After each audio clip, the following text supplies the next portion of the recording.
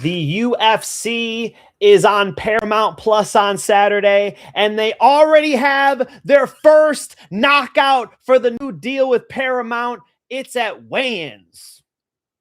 Cameron Smotherman was up there making weight. He was doing the slow blinks like your cat does, showing you some love, you know? Fucking turn that corner and let the bodies hit the floor. Boom! First KO, the hardwood floor at the official weigh-ins. Holy shit. Dana, that's a $50K bonus for that hardwood floor. That was crazy. And I've seen some pass outs, okay? But usually they're not on the weigh-in stage. That's a rarity, you know? Usually if you pass out, it's in like the hotel bathroom because you were doing the Epsom salt baths, going a little too ham on that. I've never enjoyed the Epsom salt baths, by the way. Personally, when I cut weight, sauna suit, I've even taken diuretics, okay? If you don't know, now you know. You can pee the weight out too, okay? But passing out face first on the weigh-in stage, that was different, okay? Cameron, when they told you to take a dive, that's not what they meant. I'm just busting balls. Sorry, Cameron Smotherman. I mean, we hate to see this shit. You guys know I'm fucking around. We hate to see this shit. I hope he's okay. He hit the deck pretty hard. His coach could have like put down the flip-flops, you know? Watch that shit back. John Anik didn't even get the last name out. 135.5 for Cameron's. And he fucking cut off. His coach goes over like it's normal. His coach just walks over there. Oh, he passes out all the time. He's holding his clothes and shit still. He's like, yeah, this motherfucker did it again. Like, bro, put the clothes down. Help your boy out. Anyway, maybe it's more so for the doctor. What am I talking about? Don't listen to me. Cameron Smotherman passes the fuck out at weigh-ins. He wasn't the only guy who had trouble at weigh-ins. Davison Figueiredo missed weight. Alex Perez missed weight. It was a wild fucking weigh-ins. We'll go through each fight. I'm going to give you guys my full card predictions for UFC 324 opening up on Paramount Plus. It's a pretty fucking good card. I like this card a lot. Start out with Ty Miller and Adam Fugitt. The line keeps getting wider. I don't know if that's necessarily deserved. I think that Adam Fugitt is going to have, you know, a realistic experience advantage. The orthodox southpaw thing is tricky, but when you really look at this matchup, the problem that I see Ty Miller have is the dude cannot defend his lead leg from low kicks. Luckily, he's going to be in there against the southpaw whose power leg will be the left leg. So that's like an inside leg kick, which is way easier to check. It is so much easier to check that inside leg kick when you're orthodox southpaw. You just turn that knee in a little bit and it's fine. The outside leg kick, you really got to learn how to check. And he definitely in his UFC debut, or I should say Dana White's Contender Series fight, technically this is his UFC debut, even though, you know, a little gray area there. I think that he'll be fine here. So I got to go Ty Miller. Is he worth the odds? Probably not. Probably not. Josh Hokit versus Denzel Freeman. Denzel Freeman is a good wrestler, but he's a Greco guy. And Hokit is a solid freestyle, folk style wrestler, former football player, I believe, for the San Francisco 49ers. This guy is exciting. I mean, he finishes fights, talks a lot of shit, does like a character. Pretty cool. I'm into it. I'm down for Josh Hokit in this one. I think Denzel Freeman's legit. I like he has a good, strong stance, and he stalks people pretty well. And if he does get taken down, he pops back up generally. But here's another level of wrestler that I don't think he's fought yet. And the dude is not his shot selection is a problem. Like if you watch Freeman hurt somebody, he'll just go this over and over again. I just knocked my fucking mic out hard. He'll go right hook, left hook over and over again. I don't think that's going to be the best strategy against the Josh Hokit. It's not like when Anderson Silva gets you hurt. You know, he gets you hurt, he's going to throw the slip two. He's going to set you up for a high kick. He's going to make you walk into a tie plum, throw a knee. This dude's just not, it's some basic ass shit when he gets you hurt. that's probably not going to be enough for Josh Hokit. So even if he does hurt him a little bit, let's say that Josh gets this thing done. He's got some solid boxing, a little bit of hand speed, and a finisher, man. He finishes people on the ground. He gets a takedown here. I could imagine some solid ground and pound, maybe even a submission. Yeah, I'll say he stays undefeated. 7-0 versus 7-1. Pretty big boys. Good heavyweight fight. Give me Josh Hokit. Michael Johnson versus Alex Hernandez. I like it. I like that Alex Hernandez didn't look outsized. Like I was assuming Michael Johnson would be a little bit taller than that, eye to eye. You see there's more muscle on Alex Hernandez, and he's on a roll right now. He looks so good against Chase Hooper. He looked good against the Brazilian in his last fight, whose name is escaping me, Diego Ferreira. Both finishes too. I really think his footwork's better now. I know there are a lot of people taking Michael Johnson in this one. I'm not one of them. I'm going to stick with Alexander Hernandez, and I'm going to say that Alex Hernandez uses his footwork, his lateral movement to make Michael Johnson miss, tag him up, probably a decision, but he's been finishing people, and that wouldn't shock me if the 24-19 Michael Johnson went to 24-20 and got finished here. You know, the dude's like literally like a 50-50 fighter. He fights the best fighters in the world, right? And sometimes he even wins against those fighters. I think he's getting old. I think Alex Hernandez has got this. But I should say, based on the performances, Michael Johnson still looks good. Michael Johnson does not look washed to me. You know, I'm not looking at Michael Johnson fights like, God, he literally looks 40. Alex Hernandez, improved footwork, and, you know, in his prime, I think he has a good performance here. Cool. I'm going to go with Charles Johnson over Alex Perez, especially after that weight miss. Dude, already up against the striker who's very, very fucking sharp with the Muay Thai. And then, you know, now you're going to miss weight too. I don't even know. Are you injured? Did you have a bad weight cut? What's going on with you? You know, I mean, Charles Johnson has pretty much moved into lock territory for me here. I must say that knockout he had against Loner Kavanaugh was insane. He's beaten Joshua Van, Jake Hadley, Sumaderji, and that was just in 2024. You know, the Tamirov decision is what it is, and the Loner Kavanaugh knockout was fucking one of the best KOs of the year. I mean, you got to put it up there for one of the best KOs of the year. Very, very impressive stuff from Charles Johnson. I think he can knock Alex Perez out. You know, Alex Perez will throw wide. Alex Perez will crowd you and not move his head off the center line that well. He's a good grappler. He's well-rounded dude. And everybody's like, look at his resume. Yeah, but look at the losses, dude. Come on, man. He's losing to these people. And I think he's losing to Charles Johnson. Charles Johnson should be able to beat his ass. Nikita Krylov versus Modestas Bukauskas. I got Modestas Bukauskas. Nikita Krylov looks done. He looks cooked. And Modestas Bukauskas, god damn, he's jacked. I mean, he looks in fantastic shape. He's been looking good in his fights. You know, I like his last couple performances here. Paul Craig obviously got him out of there with those unbelievable elbows. The Ian Cutelaba fight, you know, I know it was a split decision. I thought he clearly won that fight. I won money on both of those. Rafael Sequeira fight, a good striker. So, you know, nothing to be scared about against Nikita Krylov. Marcin Prachnio, you know, we're getting towards the bottom of the division here, but he's been looking good. I like this little streak for him. I think Nikita Krylov has, you got to call it chinny. And he hits him on his chinny chin and puts him out. I'm going to say Modestas Bukauskas knockout, even if it goes long, right? He's a good round winner. Like, I think Modestas Bukauskas can handle this thing. He just can't be on his back. He cannot be on his back. If Nikita Krylov wants to grapple, I would probably advise him to. That's where this thing gets competitive. Let's say that Modestas Bukauskas defends those takedowns, gets a knockout, and if he doesn't, the decision should be light work for him. I really think Nikita Krylov is looking pretty fucking bad here. Like, we'll look at the Dominic Reyes performance. Look at the last couple fights for him since he's been back. Remember, he took that little layoff. Yeah, 2023, he triangles Ryan Spann. No fights in 2024. And in 2025, Bogdan Guskov beat the fuck out of him quick. Dominic Reyes beat the fuck out of him quick. Those were bad fucking losses. I think that Modestas Bukauskas is going to be too much for him. Let's go Modestas. Ateba Gautier versus Andrey Pulyaev. Andrey Pulyaev is the toughest fight that Ateba Gautier has ever had. I mean, Ateba Gautier is a mini Francis Ngannou, hardly even mini, because he's a fucking massive middleweight. What is he, 6'4"? How the fuck is that right? I heard Bisping say that. Is that real life? 6'4". How is he making weight? Jesus, 81-inch reach. This dude's a freak.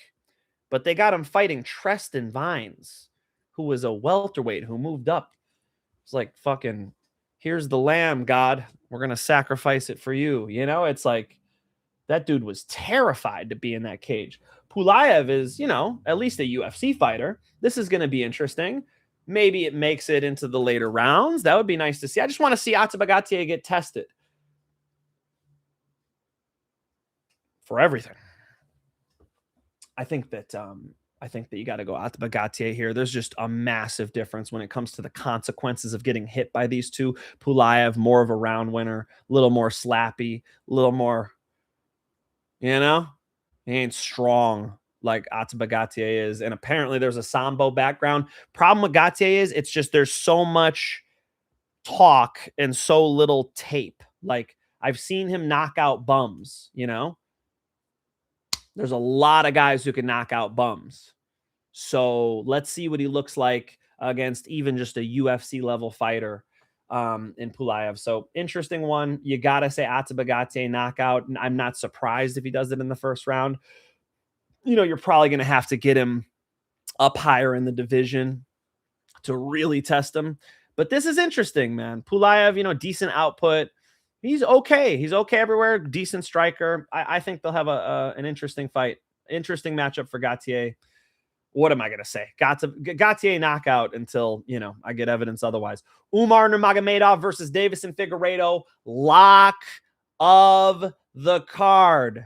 Deiveson Figueiredo missed weight on top of already being a fucking 5,754 to 1 underdog. Then he misses weight. That's not good. I got to go with Umar smash. Like, you could see it's not even any animosity. Like, Umar's like giving him a hug on the shoulder. Come here, buddy. You little flyweight. Come here, buddy. Thanks for taking the fight, you know? Umar Nurmagomedov should control this thing everywhere it goes. On the feet, Umar Nurmagomedov's a better kicker. Could see him looking for those front kicks to the body, those head kicks coming up over the top. In the wrestling, I don't even have to tell you, do I? I don't even have to tell you. I ain't got to talk about it. On the ground, there's this idea that Deiveson Figueiredo can like land a Hail Mary submission or something.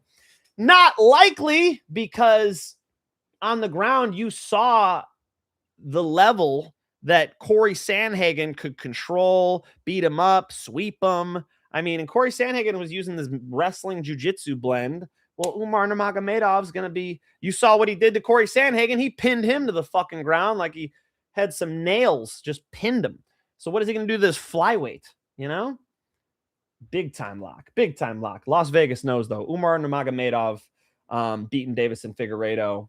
How does he do it is the question. Could go longer. I mean, Deiveson Figueiredo, again, being a jiu-jitsu black belt, former UFC champion at flyweight, you know, could last long even at bantamweight. Umar Nurmagomedov smash. Arnold Allen versus Gene Silva. Now, this one is interesting.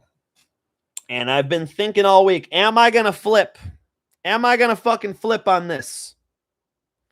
No. But Arnold Allen is an interesting matchup for Gene Silva.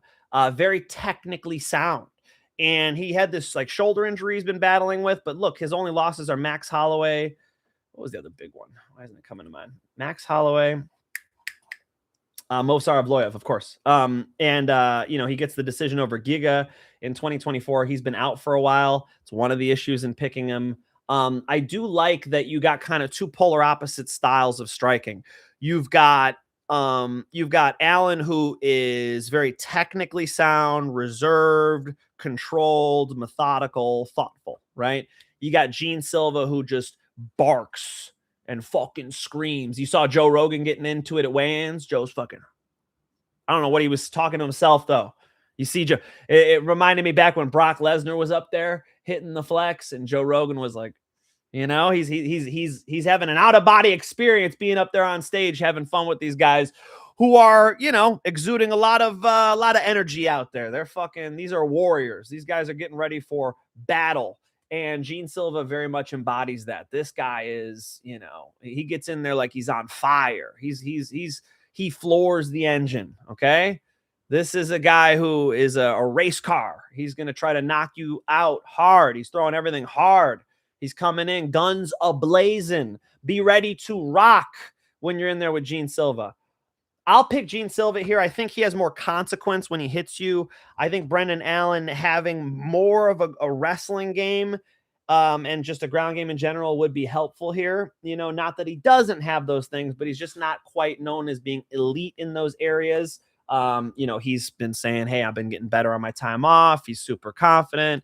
You know, you hear, I think it was Bisping. He's talking about how confident he is.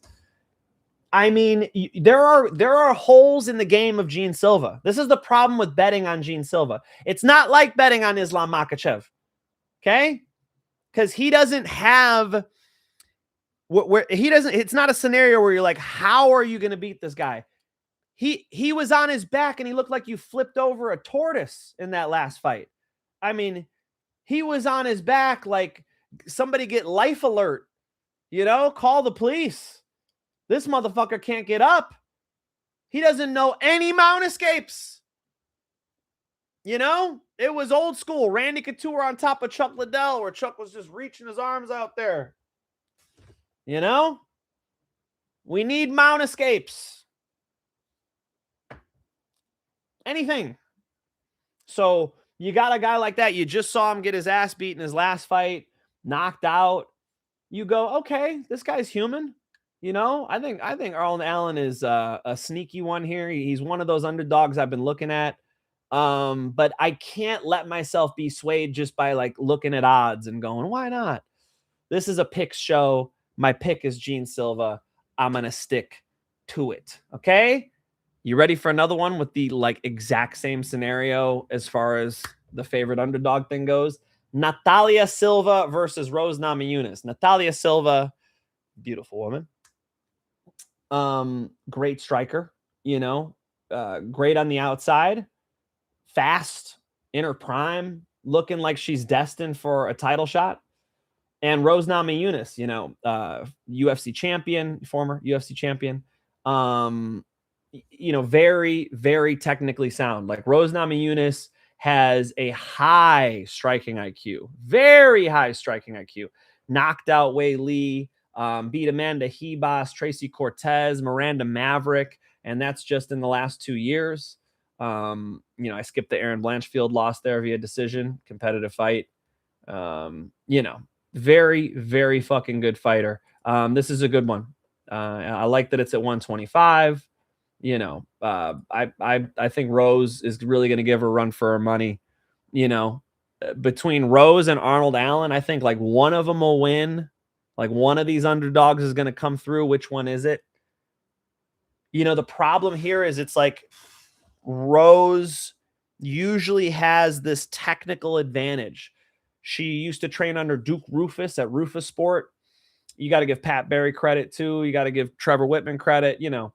But I really think those old school Rufus Sport days, you could just see her striking IQ sharp. It's high level. You know, that was back when like Anthony Pettis was the lightweight champ and Rufus Sport was really on the map. Rest in peace to Duke Rufus. I think she's going to be in for a fight here. I think that these girls are going to have a, you know, technically sound, hopefully high output for us, because every now and then Rose Namajunas has a low output fight.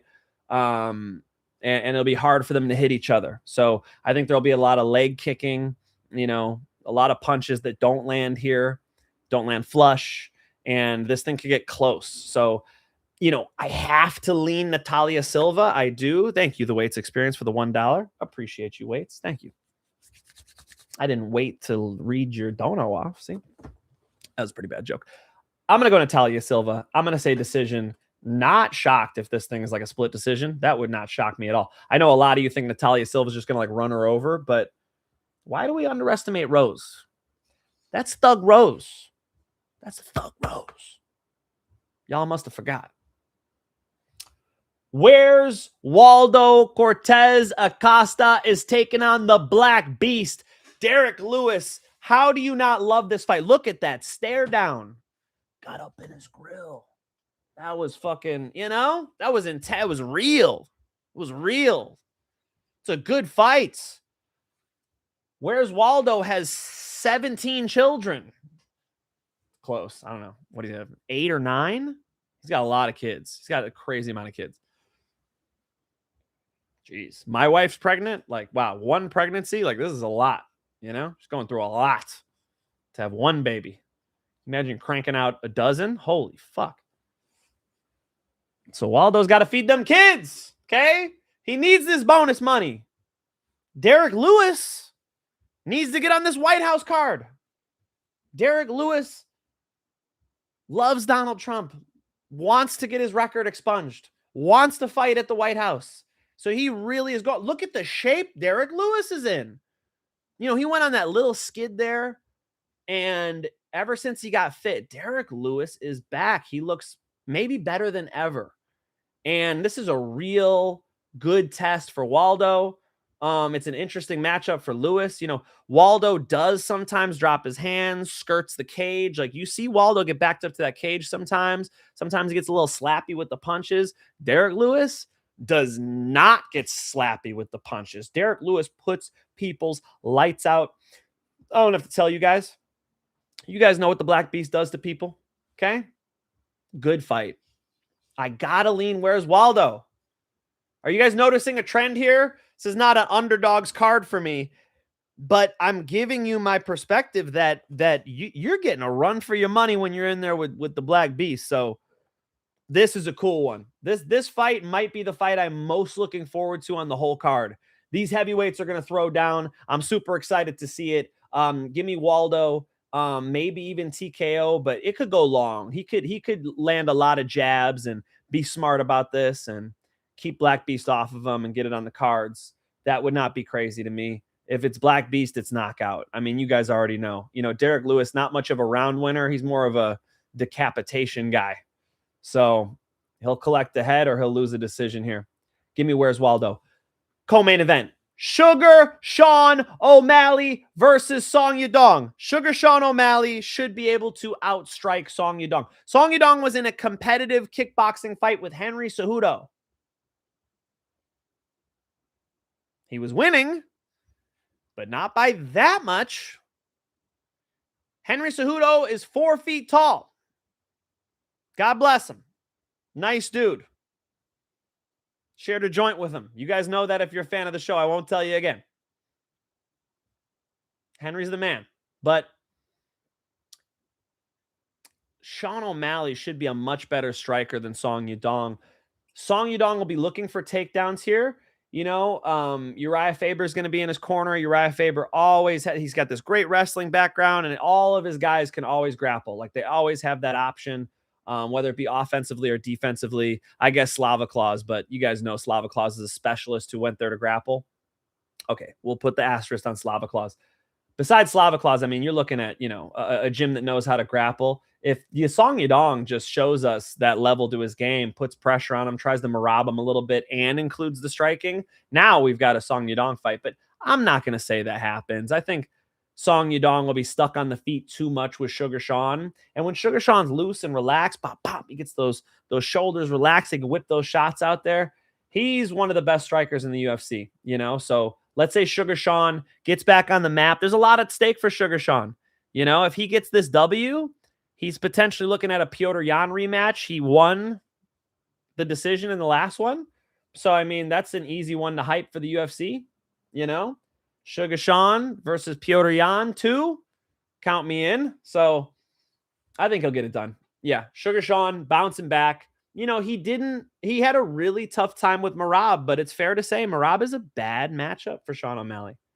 He got submitted by Merab, but not the same game here with Song Yadong. Song Yadong striking maybe even more technically sound and calm, right? Than, compared to Merab, but the wrestling is not where Merab's at. The cardio, the tenacity, right? Merab's got that dog in him. Okay, not the Gene Silva dog, but you know what I'm saying. I think that he'll be able to get it done. Sean O'Malley, maybe a decision. A knockout would be a lot better for him. A knockout would really sell that Petr Yan fight. I'll take him on the cards. Here's a fight that I think is going to finish. Justin Gaethje versus Paddy Pimblett. Enough with the staph infection shit. He looks good to me. Justin Gaethje giving Paddy Pimblett a run for his money. He should be a better boxer than Paddy. He beat Rafael Fiziev. I think that he's a solid striker here. It doesn't matter if he's 37. I mean, it matters. But even at 37, I think he's a better striker than Paddy Pimblett. Besides the kicking, you know, Justin Gaethje used to have these incredible low kicks. He's really gotten away from that a little bit, fallen in love with his hands more. Come on, Trevor Whitman. We got to keep him kicking those legs in the red zone because Paddy Pimblett whips hard kicks, taller, longer, younger, and the ground game is really where it's at. I think Paddy Pimblett, you know, you heard Justin Gaethje, I've been working on my ground game. Man, he's trying to hype himself up.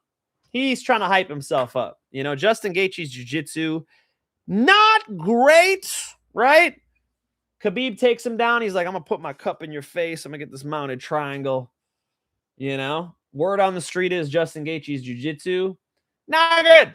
So let's say Paddy Pimblett's jiu-jitsu, I can tell you is good. Look at the way he does the rear naked strangle. He retracts the shoulder really nice. Look at the top control. Look at his, even in the under over, Paddy Pimblett's pretty strong, pretty good. And his team, I believe, they're like, this is the best camp we've ever had.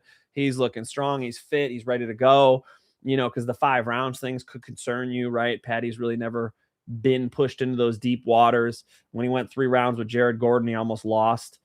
He looks better since then. The Michael Chandler beatdown, I mean, Paddy Pimblett was firing on all cylinders. He comes out there like that. I think you could beat up Justin Gaethje. TKO or submission, I think Paddy Pimblett can get past the Justin Gaethje. Arman Sarukian, different story. You know, Ilya Taporia, different story. Justin Gaethje, I think so. And, you know, there's some fighter pay talk about Justin Gaethje. Justin better be grateful the UFC gave him this fight because it was Arman Sarukian's. Clearly, Arman Sarukian's not in the company's good graces, you know. But Justin Gaethje off a 1W after getting knocked the F out by Max Holloway in a vicious knockout. One fight since April of 2024. He gets a decision over Rafael Fiziev, wins 2 out of 3 rounds. It was good, and Rafael Fiziev's a good opponent. So I don't hate that Gaethje got the title shot, but don't start bitching about, you know, I know you guys love to, I get it. You love the fighters, you know, the company, you know, you're like, hey, pay these guys. The guys are getting all this money. But I think Justin Gaethje's actually been given some real opportunities here. He got the BMF belt. He got the, you know, the fight with Holloway just recently. These are big money. The performance bonuses he's gotten. I mean, this guy's not broke. Like Justin Gaethje's well paid for a guy who never really had the game to be like an undisputed champion. He got the interim title from Tony Ferguson, where he was like a 3-1, 4-1 dog in that fight, and goes out there and first time Tony looked old. You know, storied career, tough guy, fan favorite style, like a lot of respect and love for him. But make no mistake, like this was a gift. Dana White goes, you know what? We love the way Justin Gaethje fights. He always turns up. He always shows out. Max Holloway pointed at the ground. What did Justin Gaethje do? He didn't pull a Poirier and give him a hug, right? He didn't do that. He said, all right, let's go. Let's run it. That's cool. They respect that. They like that, you know? So they give him, you get opportunities like this. He's earned it. Sure. You know? I like Justin Gaethje. I think that he doesn't have staph infection. I think he's going to try to push Paddy Pimblett back, box him up. I just think he's getting dragged to the ground. I think once this thing hits the ground, Paddy Pimblett will overwhelm him. You know what I'm saying? Paddy Pimblett's submission is most logical, but I could see that Paddy Pimblett ground and pound, just giving him some work against the fence, getting pulled off of Justin Gaethje. Paddy Pimblett for the dub. You ready for this? One more time for my people in the back. Paddy Pimblett, the baddie, gets the interim title. Sean O'Malley getting past Song Yadong, probably a decision. Where's Waldo getting past Derrick Lewis, just not getting knocked out, jabbing his ass up? Cool fight. Natália Silva ekes out a decision against Rose Namajunas. Thug Rose is real. Arnold Allen, you know, he's going to try to deal with the power that is Gene Silva, but I feel like Gene Silva is going to do more damage. I'll lean him here. Gene Silva is pretty dangerous, especially for an Arnold Allen who's off of a layoff. You know, we got to think about the layoff. I think Gene Silva is going to get it done. Umar Nurmagomedov, biggest lock of the card. Ateba Gautier knocking out Andrey Pulyaev. Modestas Bukauskas beating a poor man's Nikita Krylov. The guy is really not looking like his usual self. Charles Johnson, you know, versus Alex Perez should be an absolute lock. Charles Johnson, Should be able to dominate him in the striking, defend the takedowns, puts him out. Let's say KO for Charles Johnson. Alexander Hernandez using his side-to-side footwork. I know you guys like Michael Johnson, but I think Alexander Hernandez should be able to get past him here. It's a decision maybe by kicking his legs, moving around, hitting him in the body a little bit. He'll be going for a finish, though. He's been getting finishes. Josh Hokit getting past Denzel Freeman. We'll call it a TKO. This guy's a finisher. And Ty Miller over Adam Fugitt although I think Vegas is overrating this thing. UFC 324 going down tomorrow night. Eventful weigh-ins. Cameron Smotherman hit the deck. Two weight misses. I was gonna say other weight misses. Actually, Cameron Smotherman made weight. So I kind of dunked on him in the beginning there. I'm just fucking around. Please don't be mad at me. We're just having some fun, guys. I'm just fucking around. Hopefully it's all good. All right. What say you? Chat. Give us your thoughts on the battle with the scale this card. Yeah, that was dude. Come on, guys. Is the scale bad? Something wrong with the scale? No, I don't think so. You saw Figgy get up there. Saw Alex Perez get up there. These guys were struggling. What up, Marcy Goat? This card is full of parlays. I'm saying, bro. I'm saying. Mike got a strong chin. Dude, I blasted that mic. You guys saw that hook? Boom. And I'm right-handed. This is a piston over here, dude. Good on the mic. Holy shit. Thank God. Missing weight low-key wins like 64% of the time. That is fake news, bro. Hit me with that actual stat. Generally, when I see a weight miss, I salivate. I'm like, okay, let's fade this motherfucker. Check on that juice trades. What are you talking about? Weight cut was still that rough for Perez, and he didn't even make weight. He was shaking on the scale, and I already was, you know what I mean? Charles Johnson already's been the pick, so yeah, that moved into more confident. Why would a weight miss make you win? You guys are crazy. You took a stab at Gautier knockout round 2. Good luck. Good luck. I don't generally like to bet rounds. I do like to bet, though. If you want to bet, DM at Mike Finch Show on Instagram. You guys will see my lock of the card. No, it's not Charles Johnson. It's better odds than that. Absolutely slammed it. 2 or 3 bets on it. And 2 of those were straight money line. I just chased the money line as it moved. So, yeah, definitely love the lock of the night. Direct message at Mike Finch Show on Instagram. If you guys want to see who I am betting on, we'll get you in the premium channel. There's a picture of Gautier next to Strickland, and it looks similar in height, though. I know. What's this 6'4" thing? This 6'4" thing. I'm like 6'4". You know? How tall is Pulyaev? Because they were like eye to eye, right? Is Pulyaev 6'4". Okay. Well, maybe he is. I don't know. That makes no sense that he can make weight. What the hell's going on there?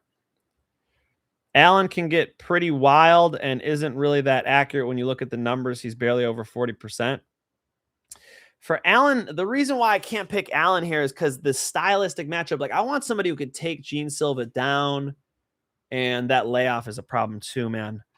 Show the fighters. I know I would like to get graphics. I am in talks with some graphics folks, okay? I might just do that. For sure, I'm getting you guys an intro. So shout out to Bufo on the beat. We'll get that intro up. Cool. Justin is clueless on the ground. Brother, I've seen Gaethje and Oliveira. Yes, I absolutely am aware. Justin Gaethje's jiu-jitsu, not good. Okay? Cool? All right, cool. Appreciate you guys. Seriously, thank you for being here. Hey, I'll be back for the recap on Sunday, maybe even Saturday night. Maybe you'll see me. This is a good card. This is fun. Make sure you're in on Paramount Plus. You don't even got to pay for the pay-per-view no more. You're blessed. You're like, Mike, I was on crack streams. I wasn't paying for the pay-per-view. Okay, all right, cool. Well, now just get the Paramount Plus because you could actually watch without the stream like buffering, You don't have to see the frozen mid-punch, right? I'm excited for it. Dope card, top to bottom. I mean, even the prelims are lit. So have fun. Enjoy it. Love you guys. All right. If you want my bets, DM at Mike Finch Show on Instagram. We'll get you in there. And I will see you guys on the flip side. We're going to get some good fights on this one. I will see you on Sunday. Peace and love.